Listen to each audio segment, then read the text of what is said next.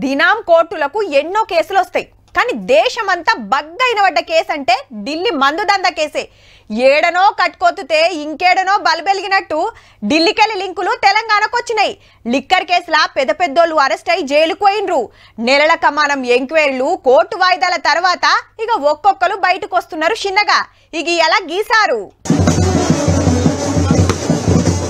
Right. Delhi CM Kejriwal సార్క్ సుత bail దొరికింది. తీహార్ జైలుకెళ్లి రిలీజ్ అయిండు. 10 లక్షలు షూరిటీ, 2 జమానత్ తీసుకున్నారు. ఎప్పుడు పిలిస్తప్పుడు కింది కోర్టుకు పోవాలే, సాక్షులను బెదిరియద్దు, లెఫ్టినెంట్ గవర్నర్ పర్మిషన్ లేకుండా సీఎం ఆఫీస్ కు సెక్రటేరియట్ కు పోవద్దు, ఫైళ్ల మీద సంతకాలు పెట్టొద్దని ఆర్డర్ వేసింది కోర్టు.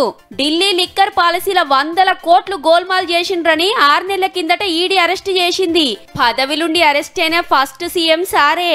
ఆమ్ ఆద్మీ పార్టీకి అధ్యక్షుడు కాబట్టి పార్లమెంట్ ఎలక్షన్ల ప్రచారం చేసుకుంటా అంటే సరే అని 21 రోజుల బెయిల్ వచ్చింది.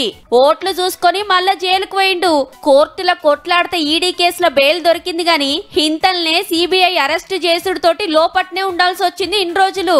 ఇదే కేసులో ఢిల్లీ పాత చిన్న సీఎం సిసోడియా సారు 17 నెలలు జైలు నుండి నెల కిందట బయటకొచ్చిండు. संविधान का कवच है और देश के लोगों का प्यार है. इन तीनों के साथ रहते केजरीवाल जी का कोई कुछ नहीं बिगाड़ सकता. ఢిల్లీ మందుదందా కేసులో మన కవిత కక్షుత బెయిల్ వచ్చి 2 వారాలైంది.